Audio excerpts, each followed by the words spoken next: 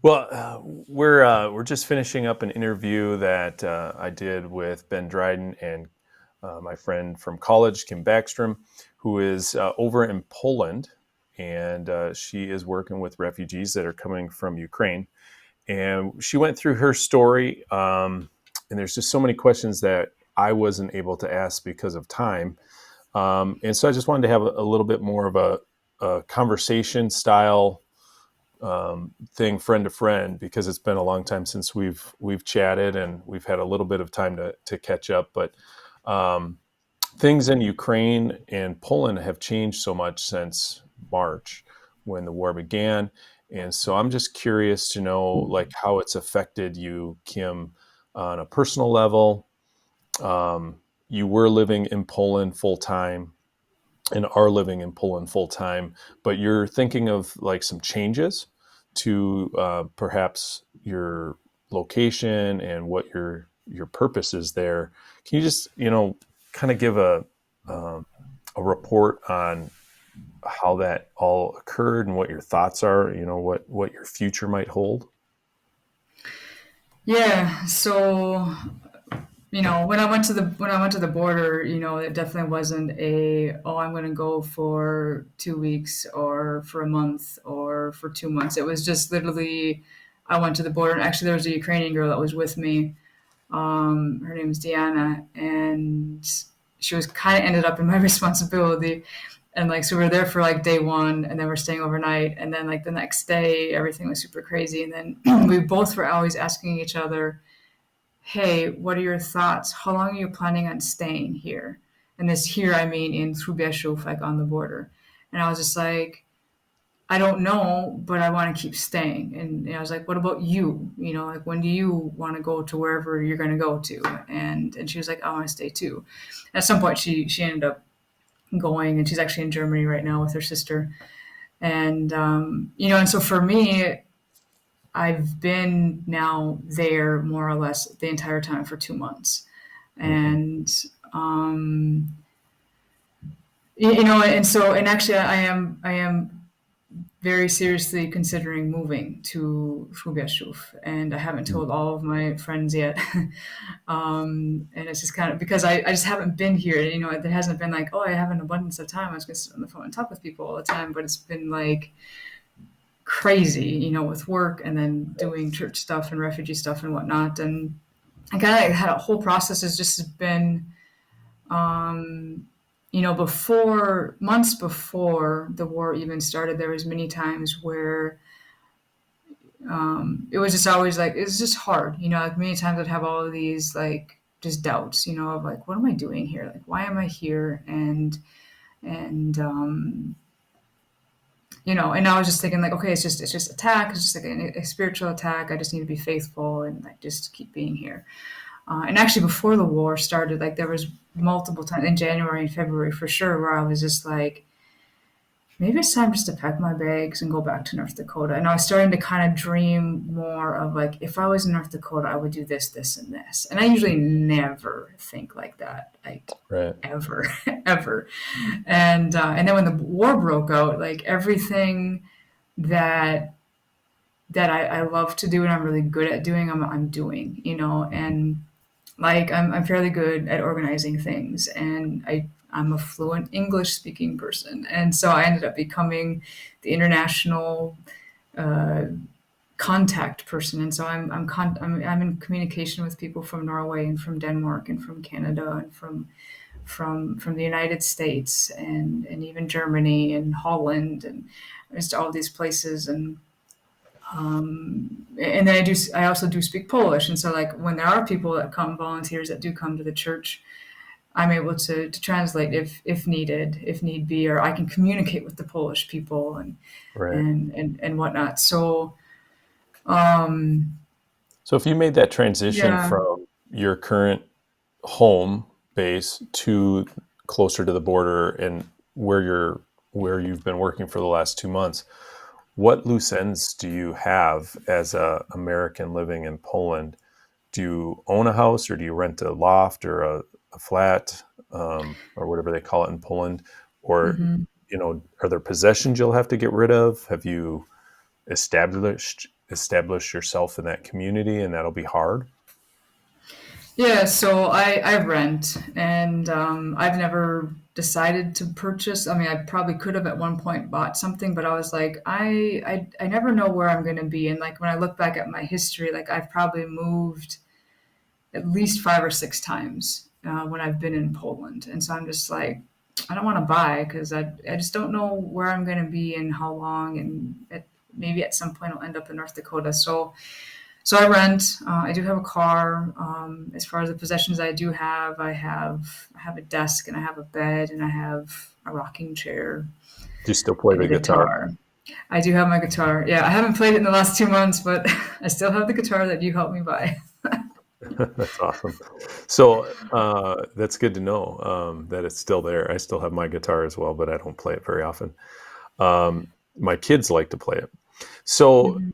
as you think about that transition, originally you went to Poland, and I remember when you went over there, um, you shared um, who you were with, and it was a specific church and pastors and friends and things like that. Do you have any connections to them, or are you over there kind of solo and you're meeting new people as you go, or are you in a community that you feel very connected to?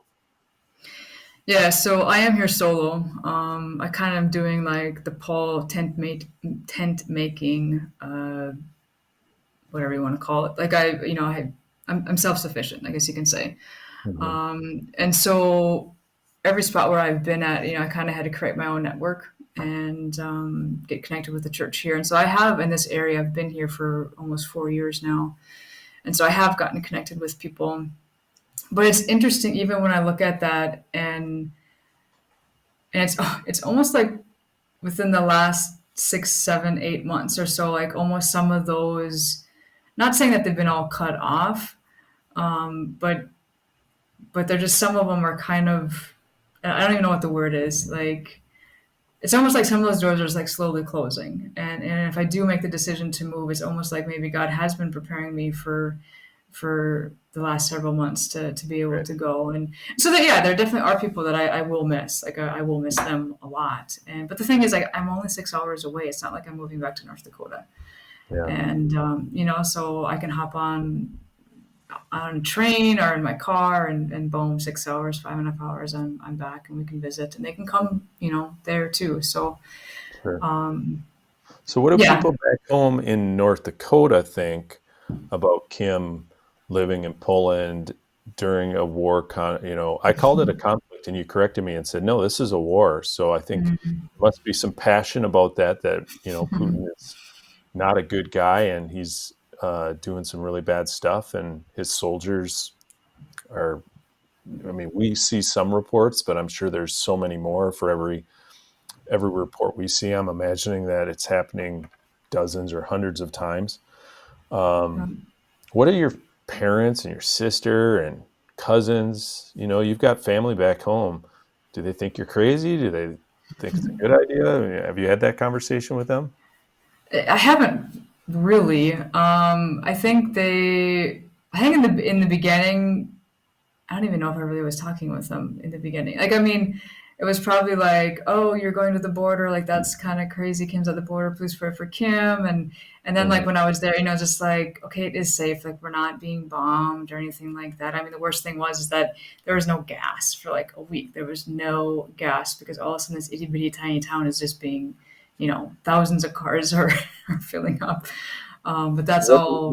what's the price of gas you're in liters, I imagine. So do you know like Um, comparatively what it would be for a gallon of gas? We're at $4.25 a gallon, and heads are exploding over here. It's $5.25 in like California and Oregon, and it's not even Memorial Day, so we're all thinking, oh, it's so expensive. But like, I can only imagine it's got to be really expensive there. Is there 2 liters Yeah, in I'm it? trying to. Okay, so here's the thing: is like I run my car. I kind of have a hybrid, but it's not electrical. Like we run on. Some cars can run on propane. Oh, And so I fill up on propane, which is half the price, yeah. but it's like ridiculously expensive. So I'm paying, I don't even know what I'm paying. I think 670. Was it say 370 times 4 divided by 4.4? Oh, 4.4. So I'm paying for LPG, for gas, propane, sorry. Gas is in Polish. For propane, I'm paying $3.36 a gallon. But gas, and I've just seen the first number. I don't know what the other number is. It's at least seven something. So it's probably Wow. about $7. It's probably about $7 a gallon Right. for gas. And I imagine So most cars, if they're anything like American cars, that's $7 every time you go about 20 miles or less. If you have a inefficient maybe car. maybe more. I feel like, I mean, yeah, I think my car's not the best. Is like I get at least 25 miles to the gallon. I think Oh. Well, I so. have a Ford Edge and I get about 19 to 24 if I'm on the highway or not. I mean, it's Mm, not very efficient. But around here, everybody's got a giant truck. So if you're getting like 10 miles to the gallon, or if you're pulling an RV, you're getting about 2 miles to the gallon. So vacations are going to be a little rough this year. yeah, you So, might need a horse and a buggy. so as the war has progressed and now we're into the middle of May, has your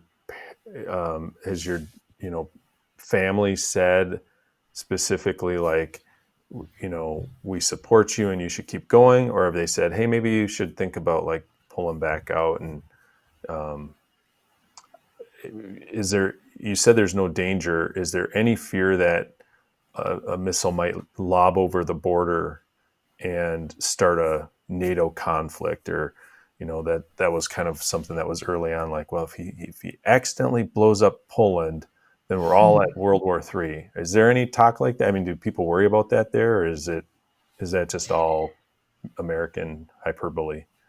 I mean, I think it's probably in the back of our heads, and like I know usually when I'm at the border, like I do things like I always have my passport with me, and I usually have at least a half a tank of gas in the car just in case there needs to be a split out. But I don't think people are like worried and freaked out about it. And obviously, of course, the missiles can hit. The missiles hit. I mean, a couple whenever it was like 2 months ago or whenever, I mean, there was a missile that hit like literally ten miles from the Polish border. It hit like the military base or something like that. And so That it made could. that made news here. They talked Yeah. about it as, what if they missed? What if it went 10 miles No. over? I mean, Yeah. if they, hopefully Russia's not quite that stupid. I mean, if they did hit it, that would give Poland the right to just boom plow in, and I feel like they're chomping at the bits just to be like, we want to go in. And I mean, there's an American base in Zamość, which is like an hour from the border. Like I've driven by it, and What so kind of military does Poland have? Do you guys I I have no disclose? idea.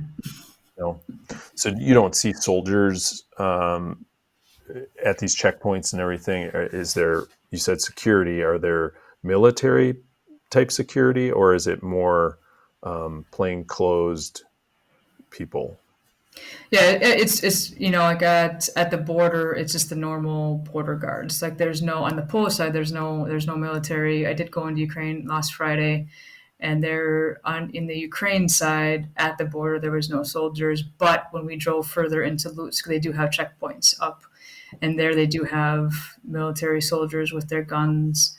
And when you drive through the checkpoints, like you can't take any pictures. If you got GPS on your phone, like you got to take your phone down and don't Mhm. even if you're not recording, you have to take your phone down and stuff like that. But I mean, in Poland, I do know the whole month of May that Poland and along with NATO, they are doing military exercises.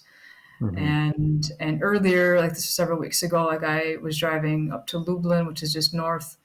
It's the biggest city, kind of in the eastern part of Poland, and as I was on the road, like I saw like several military vehicles going. When I came home, now I was expecting to see like lots more military vehicles on the road, and I didn't. Like I saw like two two trucks with soldiers in it, and I do know like at Hrubeshu every single day I hear a military helicopter fly over every single day. They're flying over.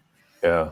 So when I think of military, I guess Poland doesn't, stand out to me as like the military stronghold.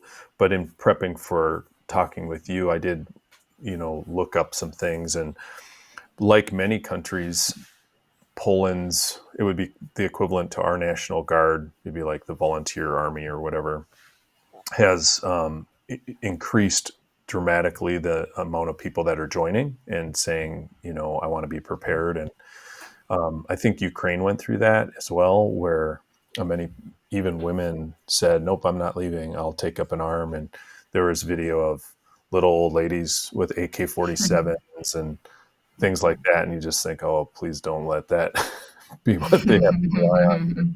But it's so surreal because in America we just haven't had that conflict. We have a volunteer army that most people don't have to go and fight, and Mhm.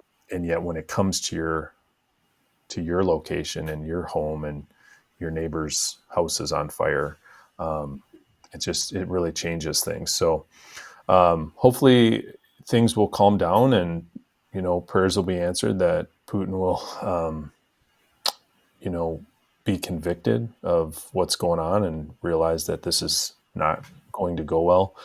But many people speculate that it'll probably be just an ongoing battle, and there'll be parts of Ukraine that'll be lost to Russian control and may never go back. Who knows? Um, how long are you willing to hang out and be a part of what's going on there? I have no idea. I mean, like, I feel like I've jumped in the deep end and I don't want to go back to the kiddie pool. And I wanna keep helping because it's so cool, and especially because we've joined with multiple churches in Ukraine, Hmm. and what they're doing is awesome. You know, they're sharing the gospel, and even so the one specific church in Lutsk, they they've been handing out, so they're buying food from us, and they're handing out on a weekly basis probably around 200 like bags of food to families, and Wow. because they have refugees in their city, you know, from the east, and they're saying, hey, come to church service, or they're saying you can come get food, but here, you know, we'll hand it out after the church service. Right. And or they're also, you know, asking to say, hey, are you interested in learning more about God? And like their church is exploding, like they don't have enough room, like all their seats are full, Hmm. and people are standing everywhere, and people are standing outside the building. And Wow. one of the girls, two of the girls, so there's two couples, there's the pastor and his wife, so it's Yulia and Sasha. Sasha's the pastor, and then there's another couple, Dasha and her husband, I think it's Oleg, and they've been coming, it's those four that keep coming over to Poland to get food, so we kind of gotten to know each other a little bit. And both Dasha and Yulia said, texted me on Monday, and they said 30 people made the decision to follow Christ. And so it's things like that where I'm just like, this is awesome, and like this is what it's all about, and I want to keep doing it. We have another guy from Cherniv, and I don't even know how he got connected with us. And but his dad has a church in Cherniv, and they have a mission from Germany. So he drives from Germany through us and keeps going, and then we help supply him, not on everything because they get a lot of supplies in Germany, but they're doing the exact same thing. They're going to Cherniv, and they're going to these areas where these people have their houses have been blown up, and they're handing food out, and they're handing Bibles out, and they're sharing the gospel. And Wow. you know, so for me, it's just like, how can I go back? You know, Right. Right. to that old life. And It's amazing how God gives you a purpose and can, people that are depressed or wandering suddenly can have new energy and purpose and a love for things. And it's very healing that, so, there's people who I've connected with in being a firefighter and, or in positions over the years where they are at the end of their rope and ready to give up. and in many cases have tried to give up, suicide wise. And then something will change and God will bring a new purpose into their life, and they just can instantaneously change. And it doesn't happen for Mm, all of us. I mean, there's a lot of people who try and break the habit of drinking or drugs or whatever their vice is, and they're not successful in it. But for others, for whatever reason, it's just that the past is gone and I'm moving forward, and I have a purpose in my head, and I think that's the coolest thing. And it sounds like God's giving you a purpose mm. in this area, and I'm excited for you. So Yeah. And who knows? Who knows what's going to happen? Maybe it's for another month. Maybe it's for another 5 years. I have no idea, you know. But yeah, for now, it makes sense just to keep being there, and there's other cool things happening even within the church itself. In Hrubieszów, you know, it's a town of about 18,000 people, and it's a dead end town. You know, I mean, there's nothing there, and um, and now it's become kind of the focal point of a lot of stuff because of the refugee situation. And but the teenagers there, like, they got nothing. You know, they just wander around the streets looking for something to do, and the church has been wanting to do something and reach out to the teenagers, and they've tried to invite them in. And but it's an evangelical free church, so it's kind of it's in the Catholic city, and there hmm, very much so is this stigma of like, can't go there because it's a sect, according to the Catholic Church, the Roman Catholic Church in Poland. Like, it would be like, this is a sect, don't do anything with them. sure, sure, And so, they've tried to share the gospel and do different things, but since the war has broken out, like, it just, like, all those doors that were locked are open. And what the church has actually done is they have rented a building on the corner of the city square. And it used to be an old store, and they're turning it into a youth center. And, hmm, so they're hoping that that's going to be a way to, who knows what. I mean, it's just full of potential, Christian coffee shop, game room, wow, English lessons, who knows what, like. So, and that really, really gets me excited to be like, oh my, I yeah, want to be a part of this. I want to be a part of this. yeah, very mission oriented, which is pretty cool. So Yep.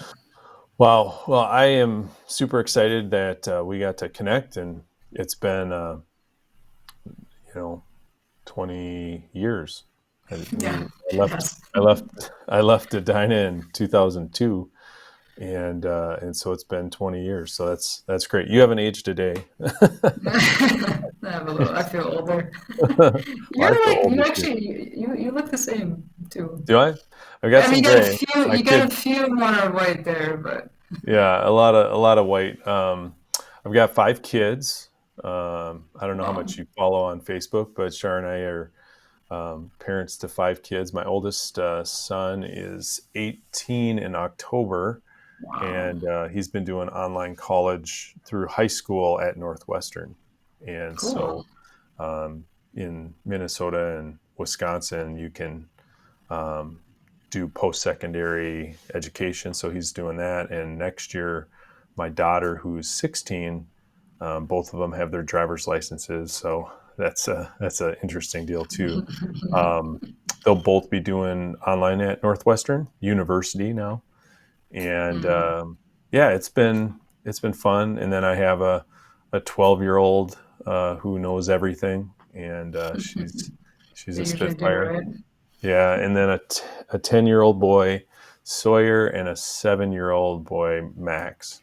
And so my life is Wow. very full with lots of sports right now, Mm, and everything else. So it's been fun, but yeah, no, this has been great, and I can't thank you enough for taking the time to do it. And we'll continue to pray for you. And if there's an opportunity to have you come back and give an update after you get settled into whatever future life you have, we'd mm.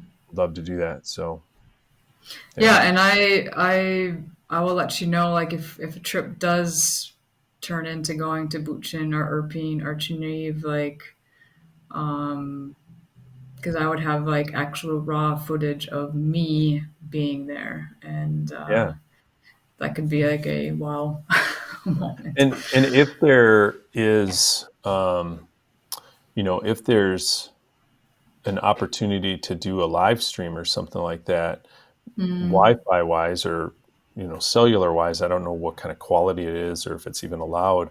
But at least on Facebook, there's an opportunity to join a live video, and so we could do this on the screen, just with a Facebook Live, skipping all the fancy artwork, and just be able to say, "Hey, we're here," and ask mm. questions, or even do like man on the street type things. Although language barriers might be an issue, so it's got to be so hard not to be able to just talk to people.